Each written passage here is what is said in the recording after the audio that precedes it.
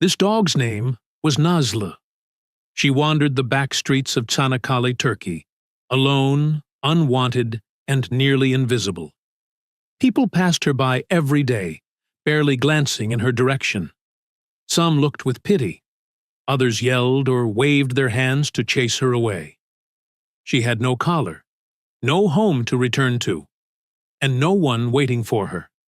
Just her fragile body, her tired legs, and the same routine of survival. She slept in doorways when she could, curled up against walls to stay out of the wind. She searched trash bins for scraps, licking empty wrappers and chewing on old bones. Stray cats hissed at her. Children sometimes threw rocks. Still, she stayed quiet. Life had taught her that silence was safer. She didn't bark. She didn't beg. She simply existed, day after day. Her fur had once been soft, but now it was patchy and dull, clinging to her bony frame. Her ribs showed through her skin. Her eyes, once bright, had dimmed over time. She had long since learned not to expect kindness. Life had shown her the world wasn't safe. People weren't safe. She didn't trust. She didn't hope. All she knew was how to hide and how to survive. One stormy evening, as rain flooded the cobbled streets, Nazlı curled up under a rusted cart near the fish market. The wind howled through the narrow alleyways, blowing cold mist into her face. Water ran in streams along the stone paths, soaking her thin body even more. She was already drenched, her fur clinging to her skin, heavy with mud and dirt. Each drop of rain seemed to press her further into the ground, but she didn't move. She hadn't eaten anything but trash in days. Bits of plastic, spoiled food, or whatever she could find without being chased away. Her belly ached, but she no longer noticed the hunger.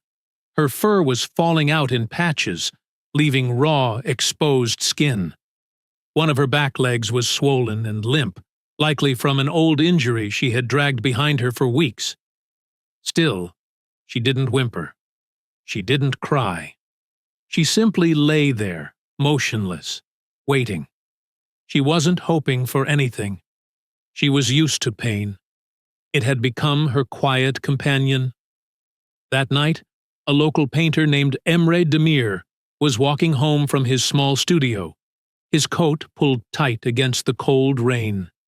He knew every turn of the old streets, every corner of the fish market, but something unfamiliar caught his eye. Under the rusted cart, just barely visible in the shadows, was a small shape, still and silent. He stopped. Was it a dog? A pile of cloth? A skeleton? It was hard to tell in the dim light and pouring rain. Curious and concerned, Emre stepped closer. His boots splashed quietly through puddles. He crouched slowly, careful not to make sudden moves.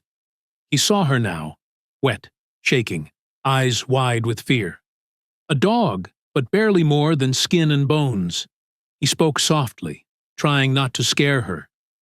"Hey, girl, it's okay." He reached out a hand, palm open, low to the ground, but in an instant she bolted, dragging her swollen leg behind her, limping badly into the shadows. Emre didn't chase. He just stood there, hand still out, as the rain fell harder around him. His heart sank. Something about her stayed with him long after she disappeared. For 3 mornings in a row, Emre walked the same route through the market district, eyes scanning every alley, every doorway, and every shadow.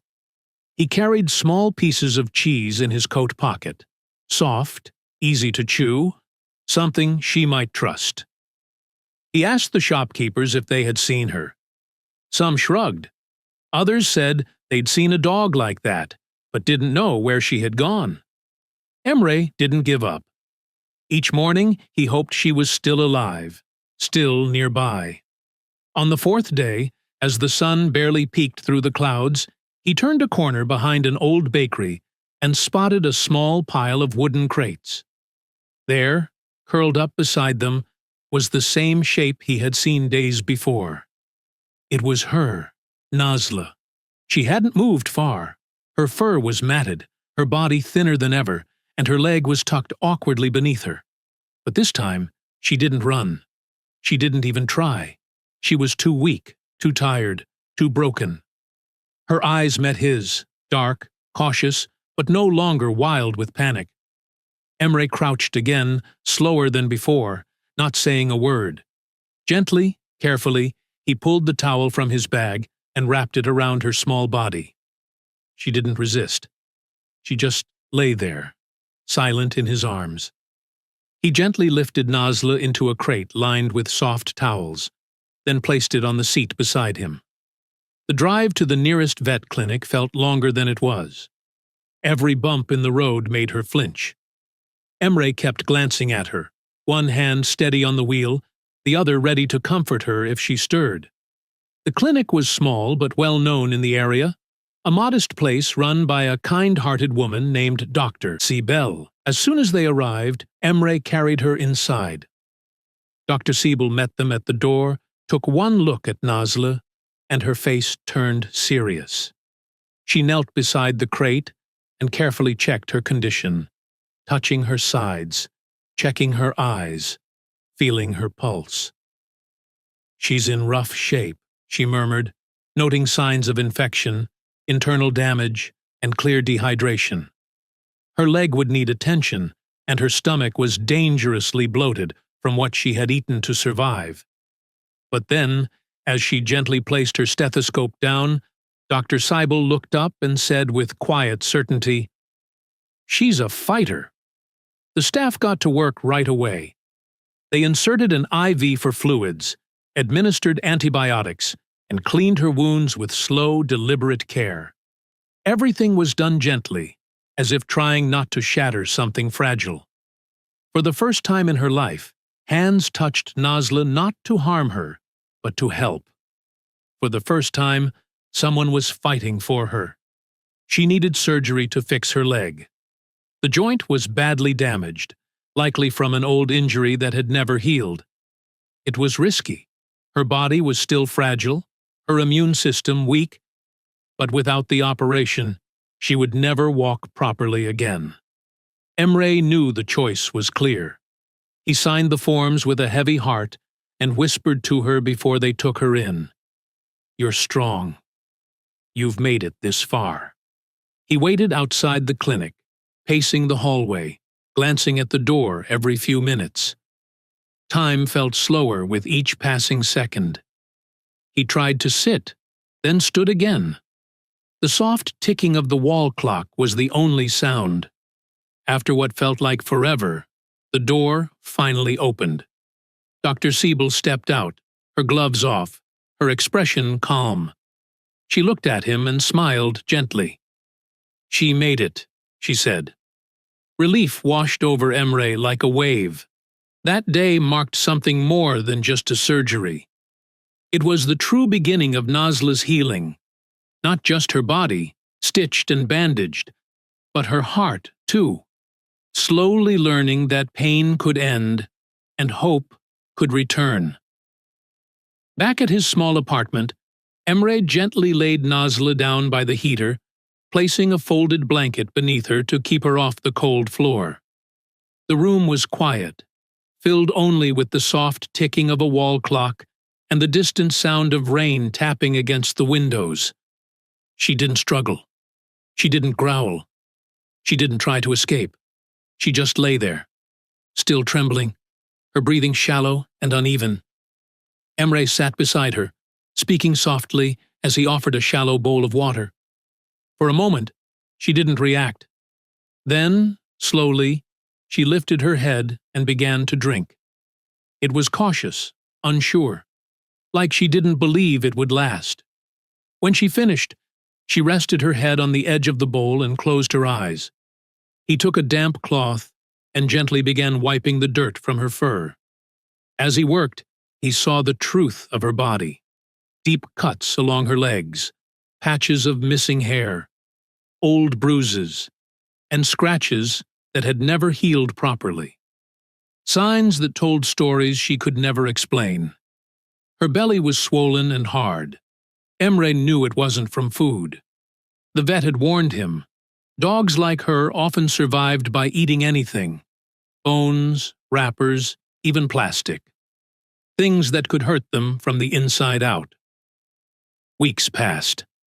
Nazlı grew stronger, day by day. Her steps, once slow and uncertain, became steady. Then one morning, without warning, she ran. It was a cool spring day, and Emre had taken her to a wide-open field just outside the city. There, with the breeze in her fur and the sky above her, she took off. Ears flapping, paws kicking up little bits of earth. She ran through puddles, splashing water everywhere. She chased birds, not to catch them, but just to feel the thrill of the moment. She rolled in the grass, carefree, her tongue hanging out, eyes bright with life. She even barked, sharp and happy, at nothing in particular. Just the wind, the trees, or the joy bubbling up inside her. Emre stood nearby, watching it all unfold. He laughed out loud, like a child seeing something magical for the first time. In that moment, Nazlı wasn't just a dog who had survived. She wasn't a stray, and she wasn't a victim. She had become something entirely new, a dog who had learned how to live. But Emre knew she needed more than his small apartment. As much as he loved having her close, he understood that Nazlı deserved space to run, trees to sniff, and a safe place where she could truly be free. After careful thought, he contacted a well-known animal sanctuary near Izmir, a large open space where rescued animals could live peacefully. They agreed to take her in. On a warm morning, Emre loaded Nazlı into his truck. The windows were open, the breeze gentle. She sat calmly in the back seat, her head resting on a folded towel, not anxious, just curious. The road was quiet, winding through fields and hills. Neither of them said anything, but there was a calm understanding between them. When they arrived, Ranger Layla came out to greet them. She had kind eyes and a patient smile. She crouched to meet Nazlı, offering her hand. Nazlı sniffed it, then stepped out of the truck slowly. She stood for a moment, taking in the new smells, the wide open space, the fresh air. Then, without hesitation, she looked back once at Emre, just a glance, and walked forward, tail held high. Emre didn't call after her. He didn't move. He just stood there quietly, his eyes damp, his heart full. Back in Çanakkale, Emre still walked the same streets on his way home. He often passed the old fish market and the rusted cart, where he had first seen her curled up and shaking in the rain. Every time he paused for a moment, not long, just enough to remember. Life slowly returned to its normal rhythm. He went back to painting, to his quiet routines, to the peaceful silence of his small apartment.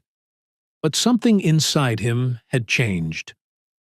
There was a new softness in his voice when he spoke, a gentler way he moved through the world. His art, once full of shadows and stillness, now held warmth, small touches of life, light, and hidden hope. People who knew him noticed the difference. They asked, "You seem lighter, Emre. Happier. What happened?" He never gave long answers. He just smiled, sometimes looking toward the window, and said simply, "Because love isn't about keeping. It's about saving." Thank you for following Nazlı's journey.